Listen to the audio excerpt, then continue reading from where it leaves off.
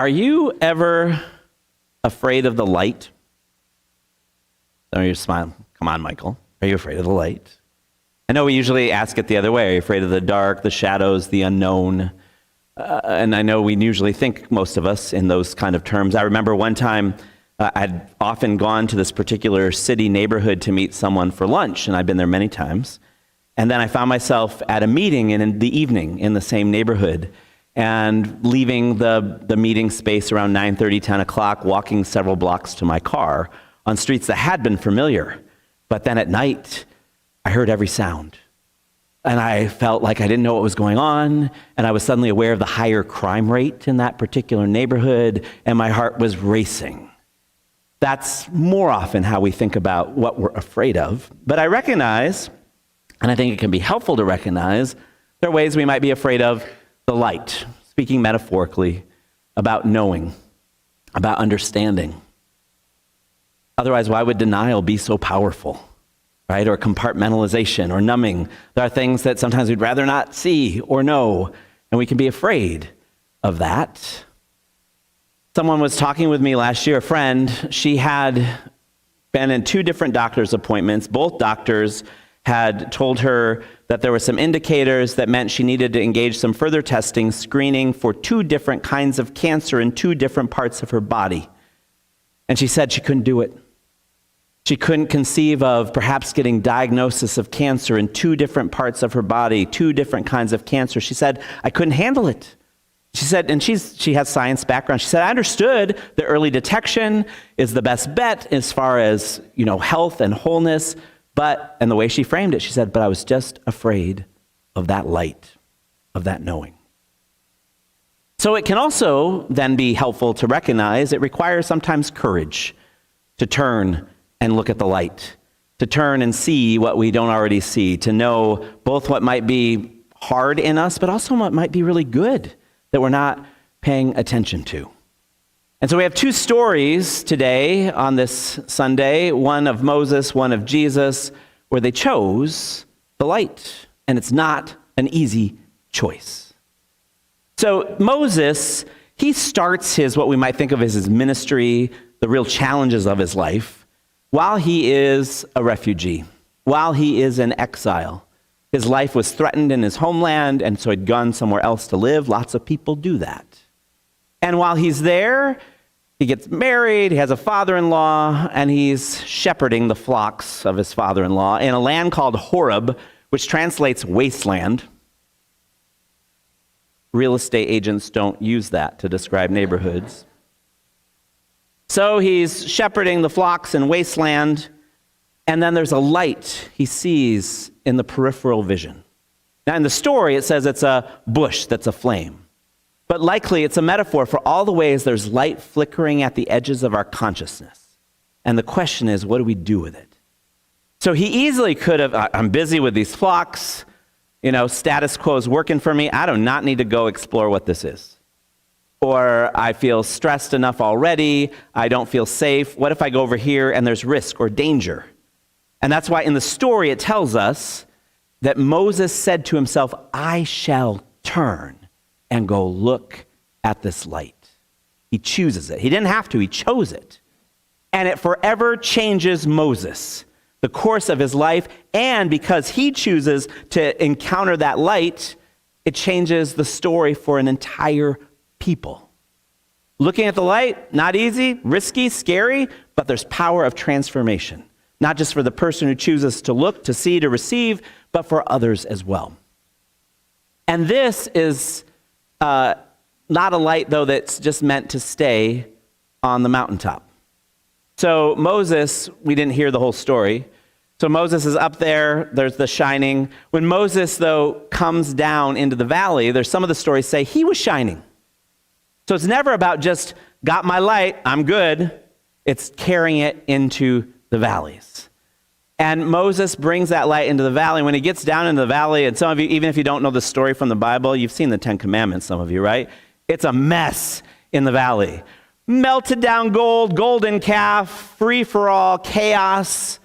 But because Moses took the time apart, even though it wasn't easy to do, he's now equipped to help bring something creative into the chaos in the valley, to continue to lead his people forward. And so there's elements of this story, likely quite intentionally, in the gospel stories that we call the transfiguration stories. It's one of those stories, if we're regular worshipers, we hear every single year. Because in the lectionary, it's the story that comes at the end of Epiphany and before we hit Lent.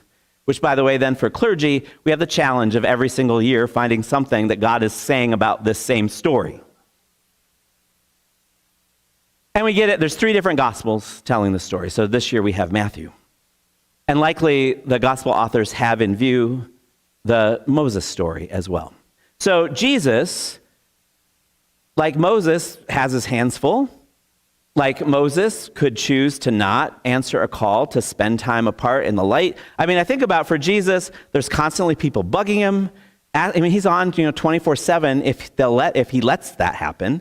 And so he's also got lots of disciples who don't seem to get it most of the time. There's lots of frustration. It seems religious leaders are out to get him. The people who are supposed to be caring about God are trying to hurt him.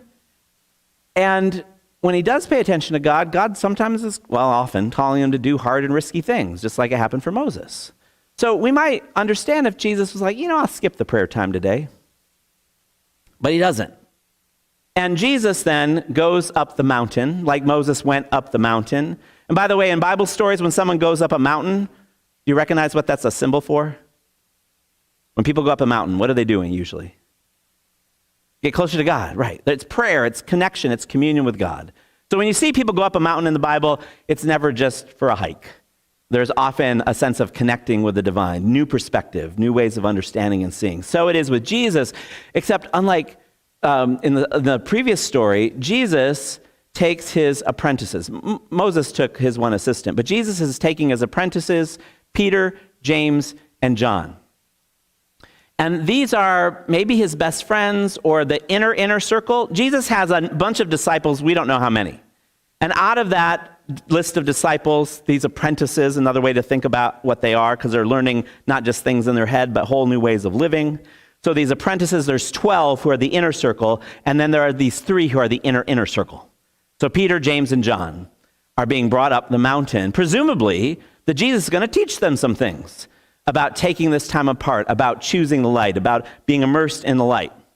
So they get up to the top of the mountain, and so this is prayer time, meditation time, communion time, and Jesus is so fully immersed in the light of God, just like we heard Moses, right? Moses was immersed, became at one with that light of God. So the same idea is happening in the Jesus story, and that, it's shine, Jesus, shine. Jesus is so fully in the light of God, he's transfigured, transformed, and there's this reminder that that's what the light of God does. There's some transformation, transfiguration. There's change. If you want everything to stay the same, don't hang out in the light of God, right? There's transformation that happens. So that's what's happening for Jesus. There's this vision of Moses and Elijah. The way I've described it before is all heaven breaks loose, right? Like some portal opens up and shoo, everything's breaking out there.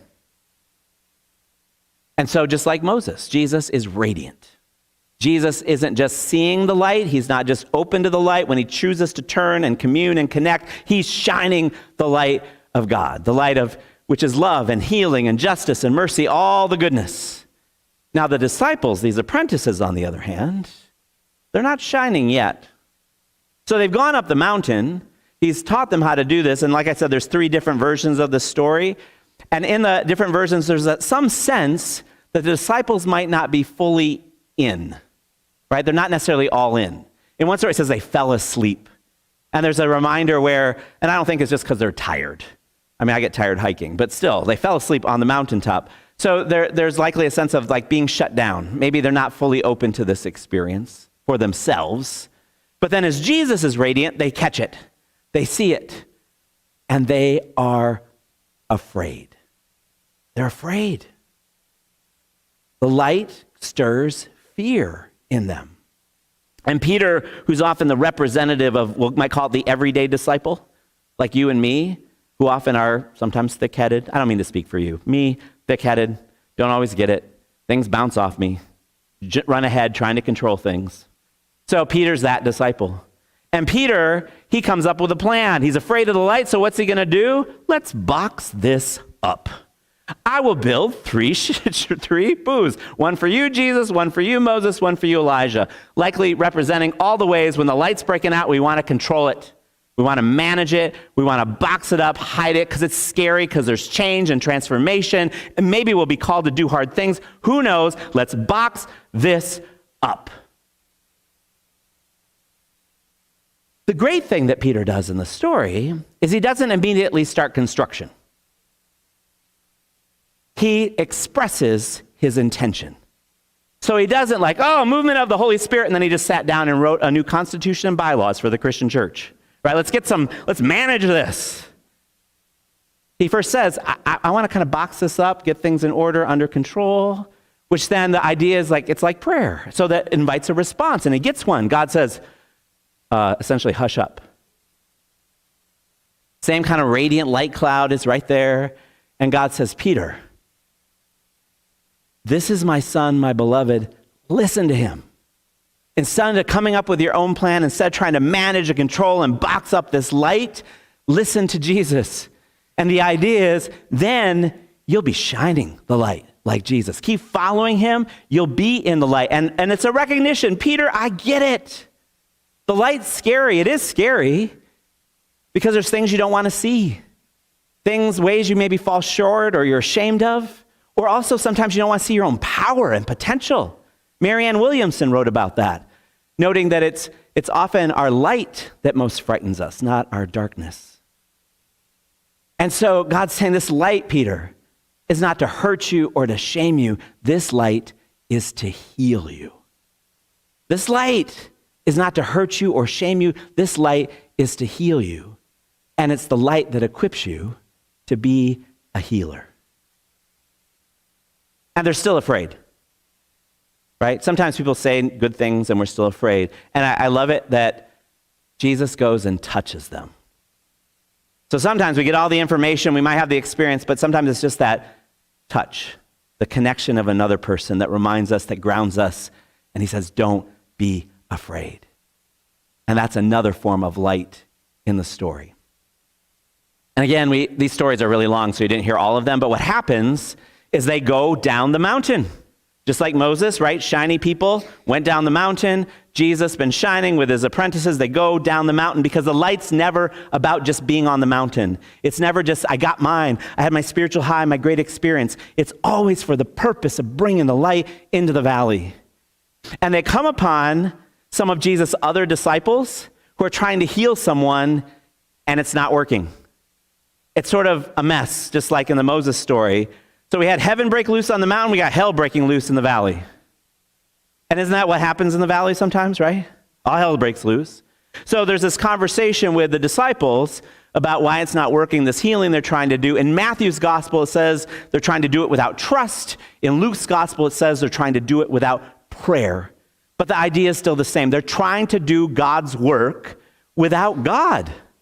They're trying to do God's work without God, and it doesn't work. It's not an effective way of doing ministry.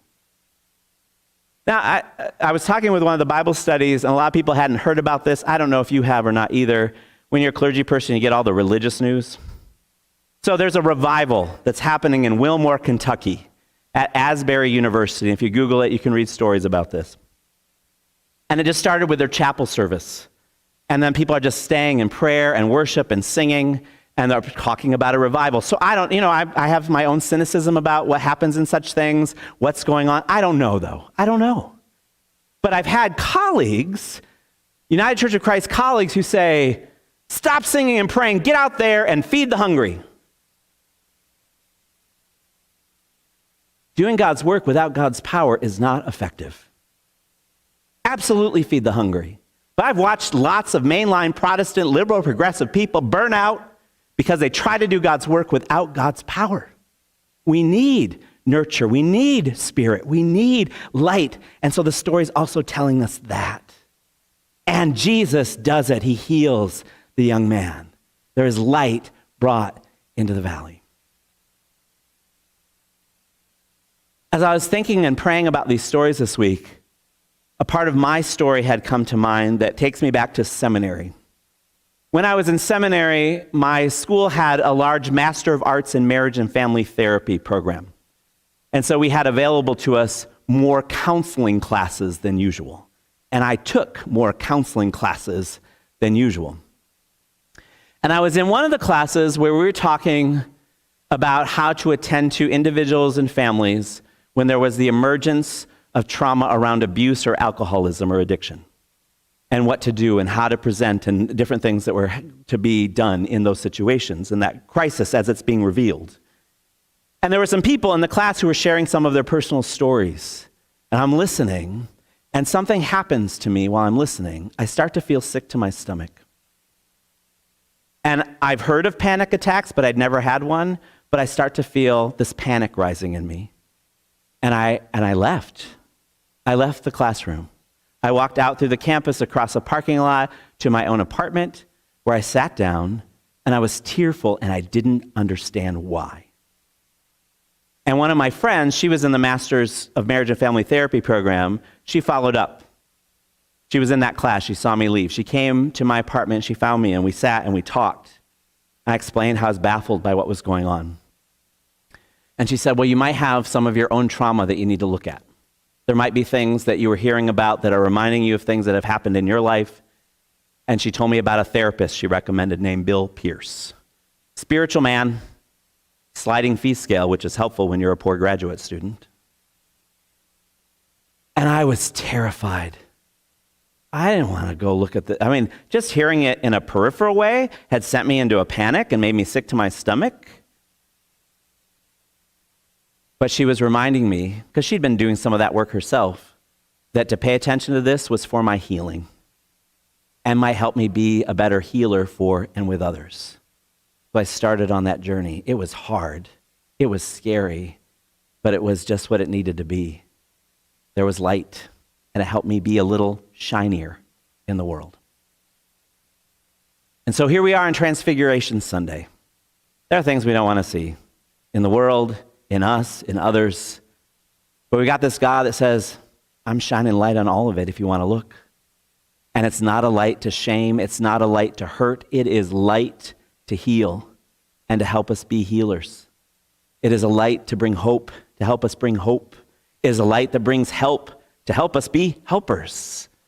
And sometimes, maybe I hear people say things like, oh, I don't know, I don't have time for prayer, meditation, or I'm not sure if it all works. And there's lots of reasons to have those doubts or questions. But I just want to offer this. Sometimes it might be we say such things because we're a little bit afraid of the light. That we might be afraid to let ourselves experience that knowing, both what might be hard to see, but also what might be bright and beautiful and good in us. Because then there's responsibility and things that we might do, but we don't do it alone. We do it with community and with the power of the Holy Spirit. And so we take that light and we shine. And the world needs that light. Amen.